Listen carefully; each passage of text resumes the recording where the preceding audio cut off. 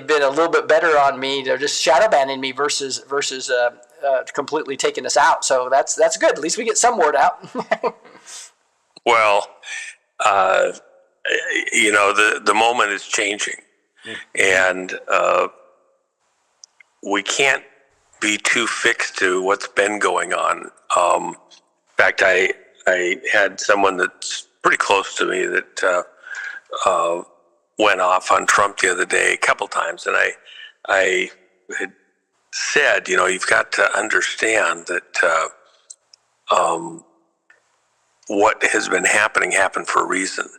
Yeah. There was no other way to get where we're at right now. And I'm sorry, I was going to ask you about that because I listened to Patrick Byrne do that yesterday. He's such a great guy. He's done some great work, and he's a hero. But boy, I don't think he understands the plan that Trump has and how he's had to do things in a certain way. But I'd love to get your insights on that. Well, for years, there's some that were present during this, even years and years and years ago, where I laid out where we were going and how things had to happen pretty intricately. Right. And there was probably a couple dozen in the room as he and I talked, and the conversations elsewise just stopped. He disagrees with where this is going and what's up. So it's not like he doesn't know. He just doesn't believe that it's happening fast enough or the way that he thinks that should happen. And he has a huge amount invested in this. Just Tina Peters' case alone, he put $1 million into helping with her defense to hire an attorney back years ago. Right. And that attorney did a horrible job. I think he should be sued for malpractice and other things, but and the fees returned. Right. But there's moments here where you got to focus. And there were things that could have been done last year. And in fact, my group did the 17-page proposed executive order that could have been put in place last year to force things. However, let me just add this for people. If that 17-page order had been put in place as an executive order, it would still probably have been ignored in large measure. And for example, shortly after we put that to the president, on March 25th of 2025, the president issued his 107th executive order at 1:07 in the afternoon. He signed it.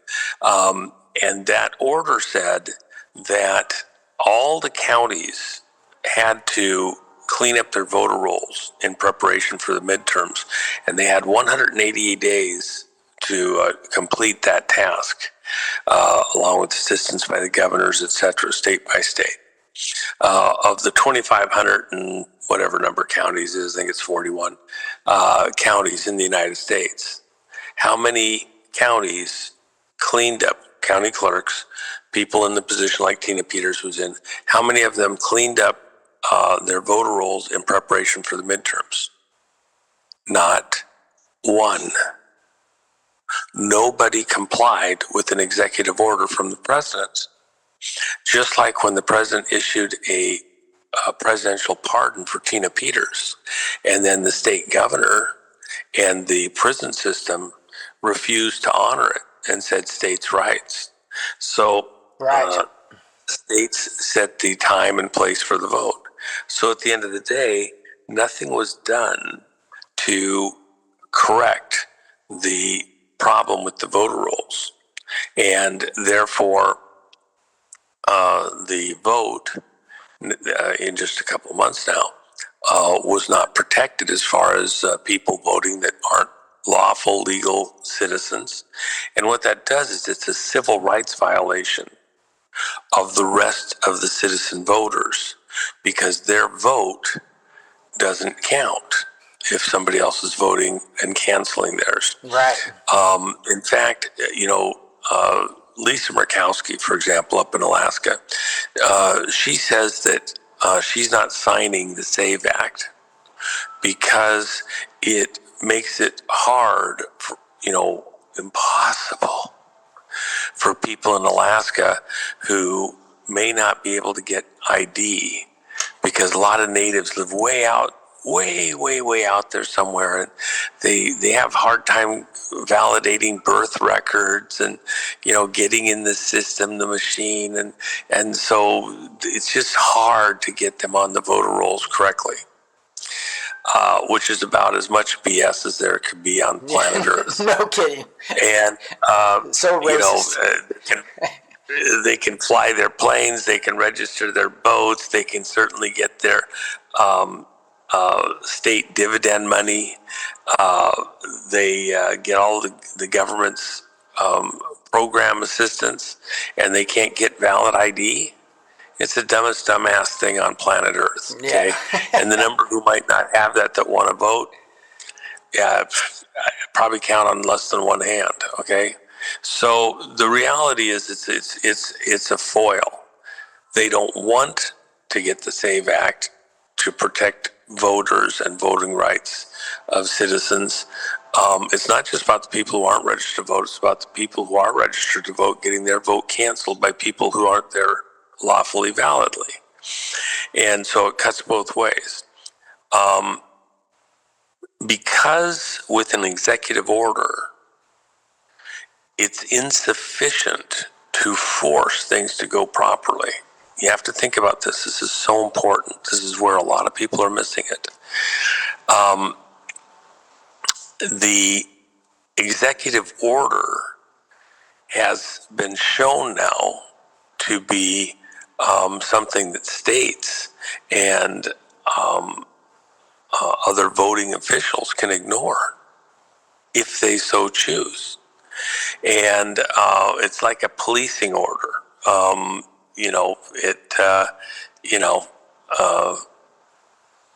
Don't cross except in the crosswalk. No jaywalking. Well, if nobody sees you jaywalk, or if you're out in the middle of Franken Timbuktu and you cross the street because the next crosswalk's a half a mile or 20 miles away, who's enforcing it? Who's paying attention? Does it really matter? I'm out in the country a lot, and some of those sections where you drive, I'll slow down. I can see a mile to the left and a mile to the right, and I come up to that stop sign. I'll ease down, but crap, I've got a freaking 40-foot trailer behind me. I'm moving 50,000 pounds on the truck, on the trailer behind me. I don't bring it to a full stop. I'll watch, I'll look. If I see it's clear, I'll come down. I might be going 5 miles an hour and I go through that stop sign. I'm sorry, it's the way it is. That's the way they're viewing these executive orders from the president. And they can choose to enforce it or not. They're looking around, I don't see any problem, and I'm just going to go. So now we come back to what's got to happen. As I've told this audience and numerous other audiences, the president is about to do something absolutely astonishing, and it's to save America. And the contrast is this, or the problem is this. Had he been able to put out the executive order, proposed executive order we put together last year, Right.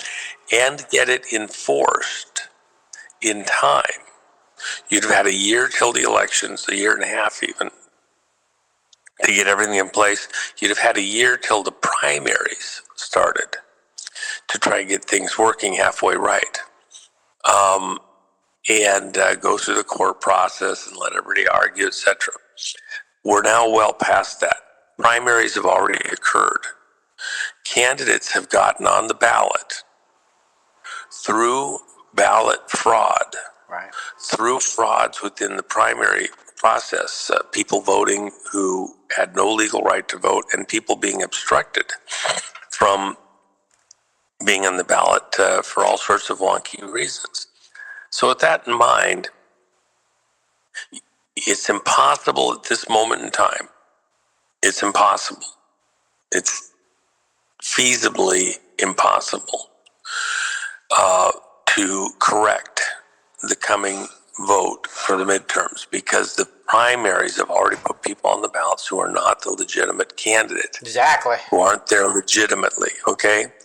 Unless you could clean up the primaries before the general election, it would be impossible to have a honest general election at this point in November. For that reason, it's necessary, if you're going to have an honest midterm election, to pause them, to clean up what just happened in the primaries, has happened thus far, what's still happening in the primaries, and then to turn around and allow those to be rerun. See, from the time that people decide to run, and then they got to go out and try to get voters to agree to, put them on the ballot, Democrat, Republican, independent, things like that. That process alone needs pretty much bare minimum, in a worst case scenario, 3 months, and more likely 6 months, to allow people to make the decision, get the campaign financing sorted out so they can run an honest campaign to get on the ballot for at the primary, and then run the rest of the way to the general election. That process in a perfect world's a year. So if you shorten and compressed it, would it be fair to candidates to only make it, half a year? Yeah. Yeah, you probably could do it. But here's the problem. At this exact moment in time, there is no mechanism, there is no way, it is impossible to correct the frauds that have already been put in place in the primary process. Amen. Reset the primary process, and then go to the general election all by November 3rd. Exactly. Ain't happening. I agree with that. So what is left now? There's a bunch of people that I love who have been cross-communicating and talking, and because they have momentum and because they've had a serious voice till now and they've done important work till now, still don't quite grasp that technically, even legally, it is now past the point of no return to fix this year's elections in November. Why? Because they're already fixed. The fix is in. Yep. The only alternative is a full stop, an emergency stop, a pause. And that's exactly what Trump is going to do. So when people stomp their feet, get that was pissed off, theory. get That was mad a theory because- you had a couple of months ago, but you've gotten confirmation that is more probable now. Well, I've been saying that that's what's going to happen. In fact, Right. Several years ago, back in 2022, 2023, I guess, right in that window, I was on a very serious phone call with a number of attorneys, and I was in one of my attorney's offices. And this was a very expensive phone call, very, important phone call. And at a certain point, while we're listening to it, after we'd been on the call for a very long time, I think in excess of 2 hours, as various people were putting in their input, I added and I said, well, I don't see how we're going to be able to go on with the election 2026. This isn't going to get solved. And I think for various reasons. And I was concerned about the 2024 election, although for different reasons I thought that would happen. And so I think at some point the president gets in, he's going to pause the elections, and has to, for this reason, that reason, the other reason. The attorney whose office I was in, he hits the freaking mute button and looks at me and is like, what in the world? You can't talk like this. I understand you have these, wild ideas and like that, but this is a serious conversation. How embarrassing. How embarrassing. Please don't say one more word. And he unmutes. And he's just shaking his head. He's just so pissed. And it was one of those silences that just went on and on and on. And every second he's just, he's rubbing his head. He's looking at the ceiling. He's just, I've just embarrassed everybody. And of all people, the person that comes on is Peter Tickton and breaks the silence. And he says, well, it would probably surprise a lot of the people here on this call to hear that I actually agree with Juan. We're not going to be able to go forward with the election. At some point, we're going to have to pause the election system and get it back under control. And you're not going to be able to do that from the courts. And the only person that's going to be able to do that is the president. And but here's where I add on to that. As I've said for a very long time, numerous times for the last several years, it can only be done in the context of a national security emergency. Because again, the strongest thing the president can do is an executive order. And the executive order concerning elections, concerning cleaning up the voter rolls, showed that even if he signed the 17-page executive order, the states would have tested it and not gone with it. Now, the president broke up stuff that was in our proposed 17-page order, which he mentioned that was on his desk, and he was considering signing it. He did other pieces showing that the elections officials, both at the county and state level, as well as the federal level, were unwilling to comply with his executive directives. He also, with the SAVE Act, has been showing that Congress doesn't actually want anything to do with an honest vote. Mm-hmm, and although no the question, House has especially passed, the Senate. yeah, the House has passed it several times. The Senate hasn't. And that's why, for example, Senator Murkowski's role in this is so prominent. And by the way, the fraud in the votes, the cheapest states in the country are places like Oregon, Hawaii, Alaska, Utah, Nevada. Why? Because you can win a campaign there. They're low population states, and get 2 senators out of them. And now you've thrown the vote far enough that you can't pass something like the SAVE Act, which is a matter of national security, right, to save the country, to save the voting.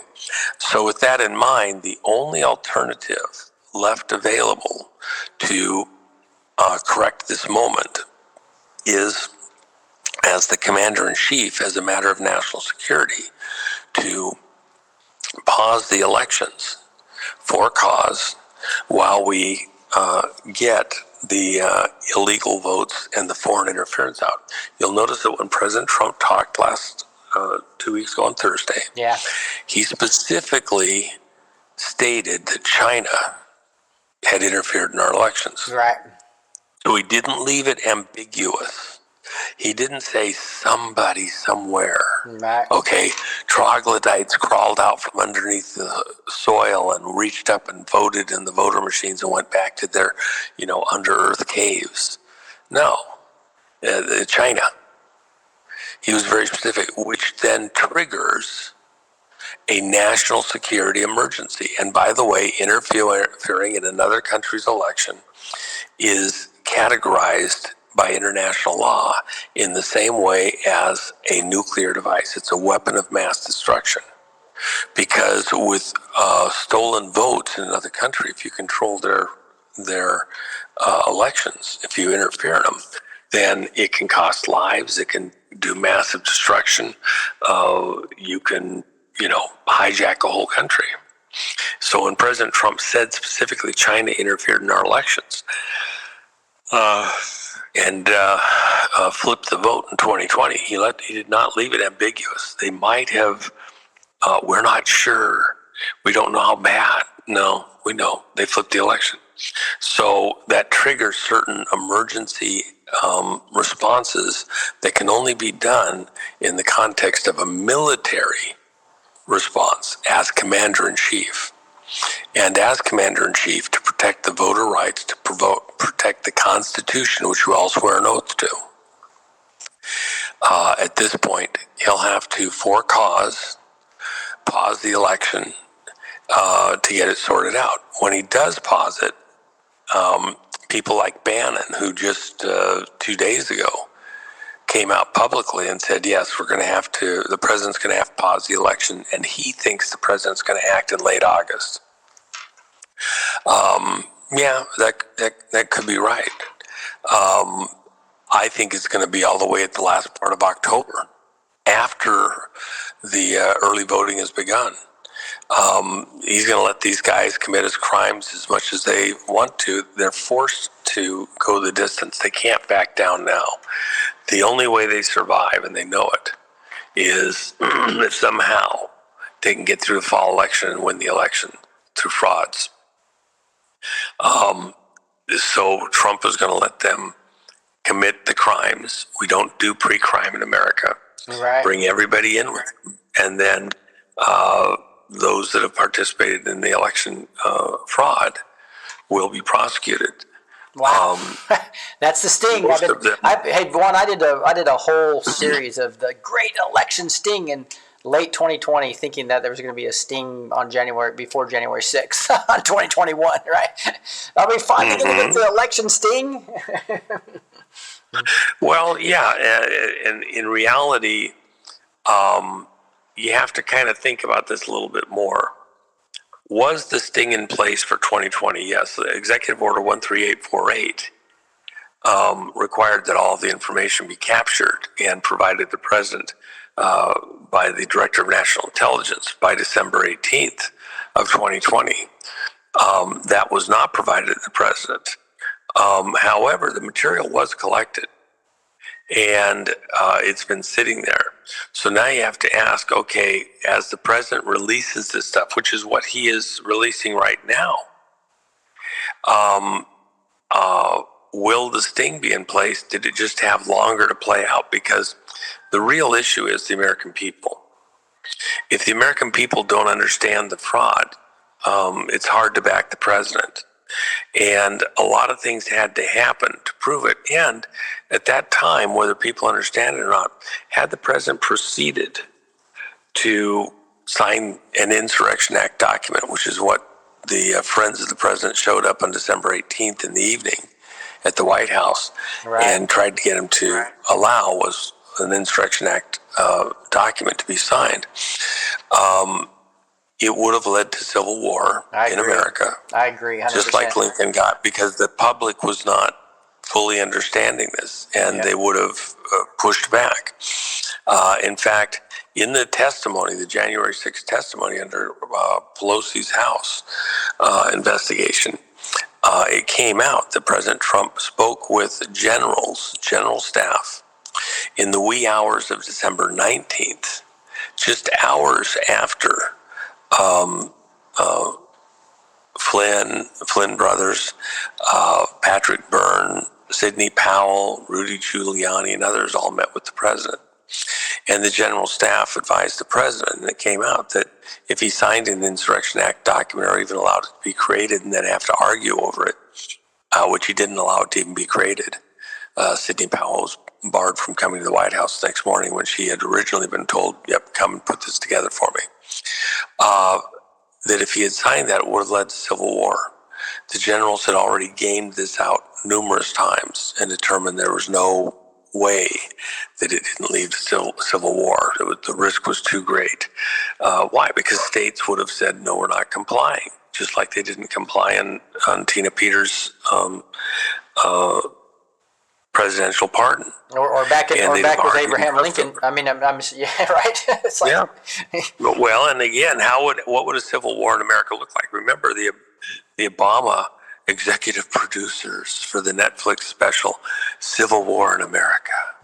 Okay, Yeah. that's what they were dreaming on. They were actually hoping to imprint that idea in people's mind. Hollywood puts things out there in these dystopian ways to plant the seed that then let people do the mental gymnastics and go along with it as though it's acceptable. And so they wanted civil war. The Democrats, the globalista, they want civil war because it breaks down the processes and in the Masonic meme, out of chaos, order, a new world order for the ages. These are Luciferians, by the way. There's no question about it. Albert Pike, right in the middle of Morals and Dogma, his book that's really the Bible to modern Freemasons. He says right there in the middle of the book, let there be no mistake. The God whom we serve is Lucifer, the light bearer. Okay? Washington, look at the every street angle, every building, the numbers that they use for bills, etc. It's all Masonic code. And so America's been hijacked by a religion that's Luciferian in focus. Yep. And we're fighting that. And so this is a monstrous battle. What President Trump is going to do is he's going to pause the elections. Now, I started saying that years and years ago, and others have come on board, most notably here in the last few days, Steve Bannon. Others are still pushing back against the idea that they don't think it's possible. So one of the theories that's been put out there is that it's not possible for Trump to declare a national emergency related to elections and get it done in time. Congress would overturn it or all sorts of other bullshit. That's not true. The origins of the national security emergency, which we are still in today, begin on March 13th of 2020, when President Trump declared a national emergency related to COVID. And then he doubled down on that on March 15th, when he went and did a walkthrough pre-scheduled at Cheyenne Mountain.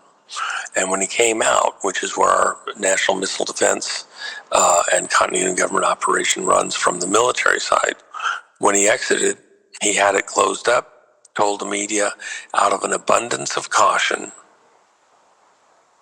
because we may already have been attacked. We may be at war and not realize it yet. So he closed the mountain up, which then put it under national security protocols related to the potential of an invasion, a weapon of mass destruction type attack, protect the workers in there, sealed up so they wouldn't catch COVID and die. Because if you remember back in that era, half the population of the world could die. Half the population of America could die. And they were doing all sorts of false narratives. You have a nursing home, which is a end-of-life center. People go there to die. And then, 9/10 of the people all die within a couple of weeks of catching COVID, allegedly. So it's going to be fatal to everybody. That was the environment we were in. So he declares the national security emergency. By the way, that first outbreak, the first person that got it was on 1/19. Why was that made such a big deal of? Because 19 is the power number. And they used the numbers all the way through COVID as a 19 number. And all the numbers have meaning in the occult. 9/11 So backwards too, right? Right, that's right. And so with that in mind, at this exact moment in time,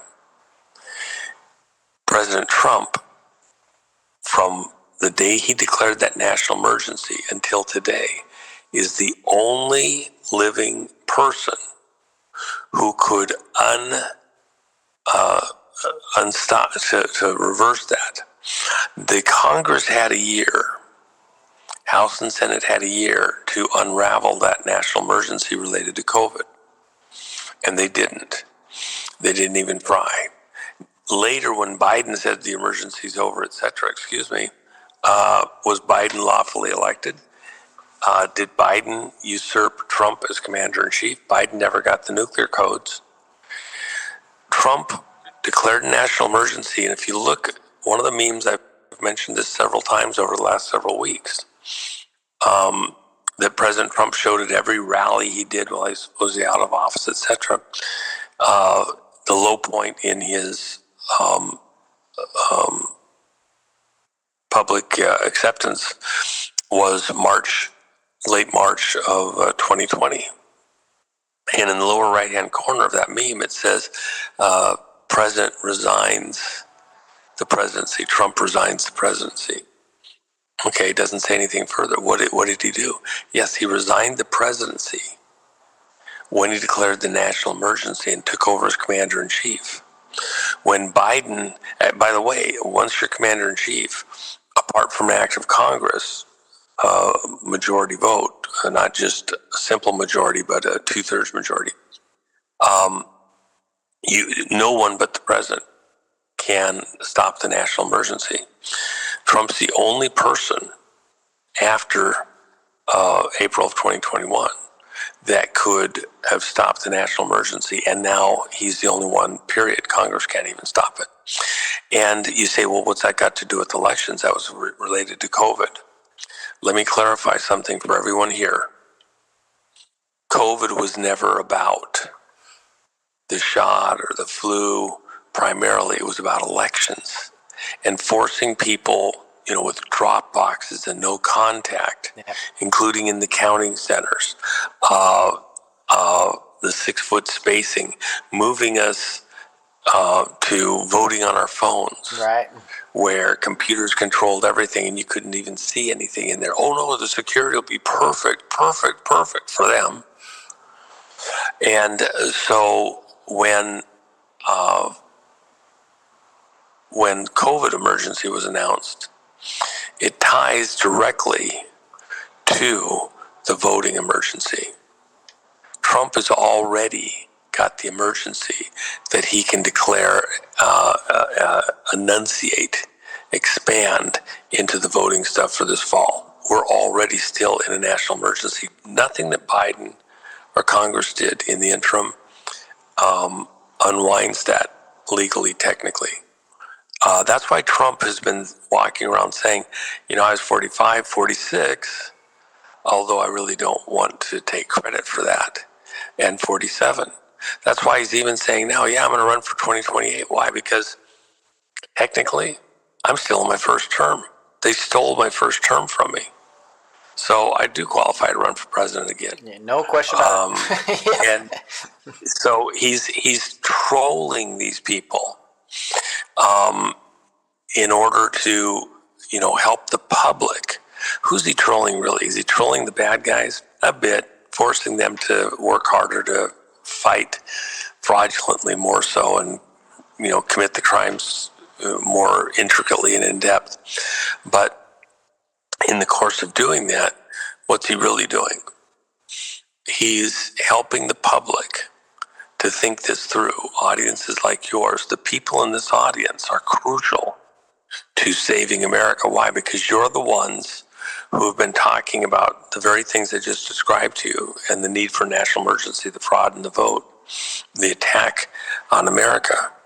To your friends and neighbors and everybody else, you might have sounded like lunatics and nuts and everything else to them. But as things mature and come into focus now, you look like geniuses. You were, years and years and years ahead of everybody else in understanding this. And now you're the head and not the tail.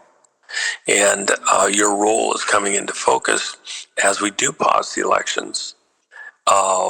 And some fight back against it. Others are going to think about what you said, understand it more clearly, and seeing where the country was going, understand that this is the only way forward. I will add, too, that for those that are here illegally, the mechanisms are in place. The amount of people being deported out of the country is turning up even this second. and we'll be at about 1,000 a day within only a week or two. Wow. Ultimately escalating to 3,000 to 5,000 a day late in the year. And so what that also does is it causes people who have the option to self-deport. If you're deported by the government, you can never come back. You can come back illegally, but if you're caught, you go to prison. If you self-deport, then the option to come back, it remains available. And by the way, we are going to bring a lot of people back into the country. We need the labor of a lot of these people and want it. We just want the undesirables, the murderers, the rapists, the con artists gone. And so everybody who's not here legally, everybody is going to have to leave. And we'll be searching for them hard for a long time. And it won't be minor. So that's really all of next year. The other question is this. If, as I say, see the contest, the discussion taking place right now is, should Trump do something to correct the fall elections? Could the SAVE Act save the elections at this point in time? No, because the primaries are already stolen. So when these people get fussed out, Right. that Trump has to do something right now to fix these fall elections.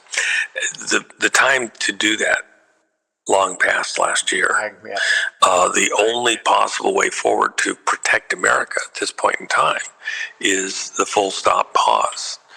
And to say that Trump isn't doing stuff correctly is to misunderstand the moment of where we've been going to go all the way along. Even fixing the elections, correcting the elections, if you'd done it last year with the executive order, would the states have complied? Would the courts have worked with you? They've already demonstrated that they wouldn't and haven't. We've had several years to show that the courts and administrative policing internal to the country wouldn't work. Why? Because we're being attacked externally by foreign forces. Going back to China, Venezuela, Iran, Serbia, Italy, etc. So getting upset with Trump like he's done something wrong or has failed America, no, he's allowed the system to show that the system is inadequate to the task of saving America, that the only way forward isn't through Congress, isn't through executive orders, isn't through a policing function which is internal to the country. Policemen don't show up on the front lines in a war. Right. Soldiers show up, warriors show up, the military shows up. And we've been attacked, and it's internal in the country now. We've been invaded. We're in occupied territory. That's why Trump twice during rallies walked off the stage during the rallies while Biden was president. And when the curtains opened and he walked down the steps at the back of the stage, just like in the Patton movie, there's this flag behind him. And in the upper corner on the left, you saw the field of stars covered over in black. The flag had blacked out stars. Who would allow that? On what basis would a president, a candidate for office, allow a flag to be shown with blacked out stars? That flag has meaning in the language of flags. And the meaning is you're in occupied territory. To all the soldiers present, if you see the blacked out stars, it means you're in occupied territory. Trust no one. Challenge everyone. Make sure you know who you know, known and trusted. It's like in World War II where the German soldiers who spoke good English, many of them educated here in the United States, got vehicles and pretended to be Americans. went out and changed the signposts to go different directions than they're supposed to go, and redirected whole, columns of troops in a direction that wasn't the correct direction. People just trusted it because they look like Americans, they're dressed like Americans, and they did stuff to confuse our forces from inside. That's what that flag with the covered over stars means. We're on occupied territory. The enemy is inside the gates. So at this moment in time, what Trump is about to do, and I don't believe he does it till the last possible second. Bannon thinks it'll be late August. He could be right. I think it's late October. Wow. This has a long ways to play out, and it's going to be gripping. I was always refraining. Are we going to have to go through gripping. another election with the selection machines? I just can't. No. I was hoping that this, Lord, please no. And what Trump's doing, he's portraying himself in this winner position. It's not for the bad guys solely. It's for the rest of us. He's not sweating it. He knows where we're at. He knows what he has to do. He knows when he will do it. He will pick the timing. He's not going to be pushed to do it prematurely. Mm-hmm. Don't shoot till you see the whites of their eyes. They're going to continue to commit crimes. And then when we do come in and begin to clean house and start sending people to Gitmo for real, it's going to be one for the ages. Right.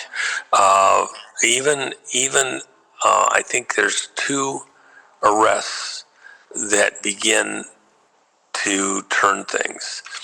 One of them, I believe, is going to be Brennan, and one of them is Podesta. Now, they could happen any time, but I think they happen within the regular justice system. But they're like a timing mark, and then you know that it's very shortly that this goes to a whole nother level. It's the Russia stuff, getting people tuned up, and it's like the 1 minute flare in racing. Warning, you got 1 minute to go, starts the clock down, and then bang, you're off. I think that's what we're going to see, but relax. This audience's moment is coming because you're going to have to discuss and help the people around you to understand this context. It's absolutely necessary to protect the republic. Trump is going to do what he has to do as commander-in-chief, and it's not to hijack America. America's already been hijacked. It's to save America, but there's going to be entire states that are going to try and fight back, say, no, we're going to run the election. We have our own, in-state stuff, and we're going to decide who the federal, new senators are, et cetera, and you can't do anything to stop us, Trump. Well, they're going to get shut down very quickly. No judge can stop the commander-in-chief in a national emergency. And whichever states they are that try to block him and stop him will come down on the hardest of all, including picking up governors, House members, senators, and judges if they try to do actions which overturn what the commander-in-chief is ordering, because this is a military emergency. We've been attacked militarily with military tools by foreign countries. This is a nation-state level attack on America within the vote, and Trump is totally justified. And those people who do anything to oppose that military command, they themselves can be taken into physical custody, arrested for going against the commander-in-chief in a military operation. Yeah, it's just, and the timing is God's timing, right? And that's why I keep praying for Trump and saying, hey, that Trump will actually choose God's way and not his way, right? That's going to be the... Yep. That's going to be the key here. Now, Patrick talked about his sons doing a bunch of stuff that he felt was not right? They're doing business deals, etc. But I've met Eric at the Reawaken tour and Don. I just can't imagine that Trump would be doing anything that is not America first. Right? He's not after wealth at all. He's right. So, any thoughts on that comment that Patrick made about the sons? Well, again, Patrick has done amazing things for the country. And in this, 98 million he spent, right? It's like, wow. well, it's 80-something million, 90 million. Right. It's all of the wealth that he had from the overstock stuff. And some of it obviously more effectively than others, but others didn't show up in the same way he did. He has every right as an American to express his opinion and his concerns. He's been, in the Oval Office with the president on several occasions. He's run with all the players. He's heard all the arguments. He's helped with the legal cases. You have to show respect for somebody that deep in and their learned opinions. But it doesn't necessarily mean that, he's got it right. I have a different opinion. Doesn't make us not friends. It means that iron sharpens iron, his brother sharpens brother, and I've tried to express all the way along. I'm in a significant number myself. Right. In making all this, bringing us to this moment. And so with that in mind, and I was doing it a lot longer, way before Patrick showed up on the scenes, right. By the way, just so people know, back to the very early 90s. So, it's a tough moment, but it's not insurmountable. So we're so close now, we'll find out very shortly who was right. Yeah. And even then, what Patrick has to say is going to be valuable all the way through this. Just because we missed something on the timing or whatever, doesn't mean he doesn't have important information. My gosh, he's the guy that was asked to go in and see if Hillary would take a bribe, and he got it. 18 million or something that.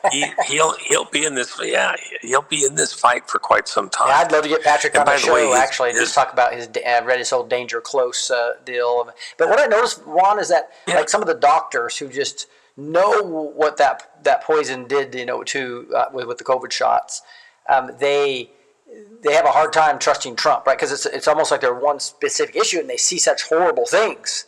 Right, I like people say you got to back up. You have to remember. You got to back up and see the big picture, right?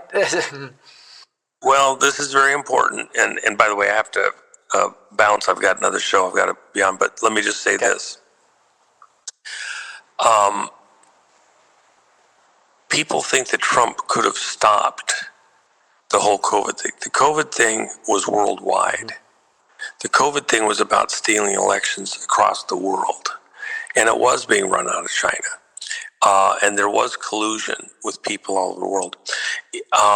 There was lots of people programmed that there was no possible way that they would ever agree to anything Trump said. They were going to go with these globalista. So you had to play through this situation. And that's why he did Warp Speed. And he even said, I'm going to have to make a decision here shortly that's going to kill a lot of people. People thought he was talking about some type of military thing with a bombing or something like that. No, it was the COVID stuff. And that's why even just before the vaccine became available, he went over to Walter Reed. Says they got the cure. Well, the cure wasn't the shot.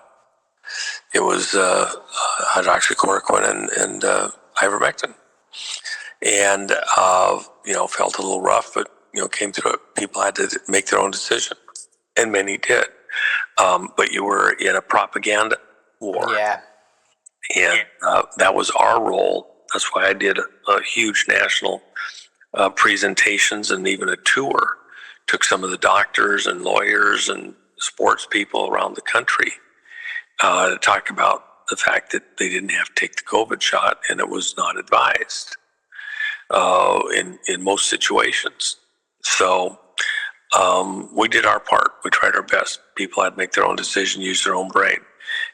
You're in a wartime situation. If you're in occupied France and the Allies are landing, you got to decide, am I going to hunker down? Am I going to stay out of the way? Am I going to pop my head up and both sides are shooting at me? You have to make those decisions. So anyway, let me say a quick prayer with the audience. I've got to bounce. Father God, I thank you for all of the beautiful people here at Blessed to Teach. I pray that you would put fire in their heart and their soul and their belly, and that you would strengthen their hands and their feet, give them clarity of mind in going forth with the people around them, into their community, into the country, and to burn down the enemy's harvest. That just by their presence, they bring the enemy's harvest to flames. That the enemy would not reap anything of value from all the evil that they've done to America and to American people and to people around the world with their fake vote numbers. And that you would use this people here in this audience to carry messages of hope and to bring actual substance into the conversations as well as the bellies of people around them, because they've stored up things they can share, and that as you bless it, it will multiply right there in their hands to feed those around them, to get our country through this situation that we're currently coming into. That you would help us to hold a course straight and true during this most intense part of the storm ahead and this next year, to bring America through this intact, and by your blessing, be a blessing not only internally here to others in America, but externally out to the world, as we're blessed that we be a blessing to bring the world through this chaos, this storm, to health, right living, safety, and stability. We ask all of this in Jesus' name, by the blood of Christ, make it so. Amen. Amen. Let me just do a quick turbo prayer for you. Heavenly Father, just I lift up Jennifer and Juan and everything that they're doing, Lord. Thank you for his great insight, Lord. I just pray that you continue to just give him incredible wisdom and discernment as he moves forward, and where I know he's all over the place, Asia, all these different places, and we just pray for a blessing on the Storm Summit coming up in Las Vegas, Lord, and the Jennifer Mack store, where that we can continue to support him and what he's doing, Lord. Thank you for him. And we just bind the rulers and authorities and powers of this dark world that are trying to take him off his path, and we loose angels of all ranking divisions to help him stay on his path, Lord. Thank you for that. We submit to you as clay. You're the potter. We love you, and we say these things in the name of Jesus. Amen. Thank you so much, Juan. Yeah, and then by the way, let me just add this: the Storm Summit is probably the last major event in the country. White House has acknowledged that. For patriots, as we come into this moment just ahead, the best part of a Trump rally is getting to hang out with other like-minded people. The best part of the events that we've done is hanging out with other people that are like-minded. Strengthening up before that moment. And then the speakers are just epic, by the way. Matt and I got to watch, Jen also got to see the trailer for Roseanne Barr's new TV series. And it's absolutely hysterical. And so we intend to show that first 2 episodes at the event. And that's going to be quite a treat. We'll be re-showing Dark Horse. We're the only major premier location in the world. We showed it first, we'll show it second, concerning the Bolsonaro family in Brazil. The president's in prison right now. We have a delegation coming over from South Korea. I'll be there myself in just a few days. So this is a huge deal. They've actually changed the configuration of the Ahern Hotel internally and removed the bar in the middle just for this event. That's awesome. So there's so much going on here, and this if you're able to get there, the Ahern's already sold out on rooms. Yeah, I called today. But there's stuff just across the street. Yeah, there's stuff just across the street. The Sahara is excellent. They've refurbished it. The Stratosphere is less expensive. You're going to be at the event the whole time anyway. It's about 800 feet. Less than 3 football fields away to their desk. So it's not miles away. It's very inexpensive. I think we got rooms there for $29 a night plus the Las Vegas tax things they do. It couldn't get cheaper. And then Trump's got rooms there. They actually added some rooms for us just the other day. So there's places to stay, but that's going to sell out. What's that third hotel called? Sell out. Well, that's Trump Hotel. Oh, you're talking about the Trump Hotel. There's Stratosphere. Yeah, there's Sahara, Stratosphere, And then the Trump, by the way, the restaurant at the Stratosphere is called the 107 because it's 107 stories up. That There's a story there that's very funny. It goes back to like 40 years. It's a fun story. Anyway, how that got named. Hey, Juan, just real quick question. So anyway, are there vendors allowed? Are they going to have vendor tables at all there? we have set aside a room upstairs for vendors, and it's on the site. We didn't have vendors previously. I don't want it to disrupt what we're doing. Right. In fact, the vendor area won't be open during the presentations. Okay. It'll be closed. It'll only be open during the breaks, and that'll be ample time for the vendors. People can sign up to be a vendor there on the site over at Unauthorized, and the cost for the vendors is going to be less than most other events. We're literally not doing it to make one penny. I want the vendors to be able to make a buck.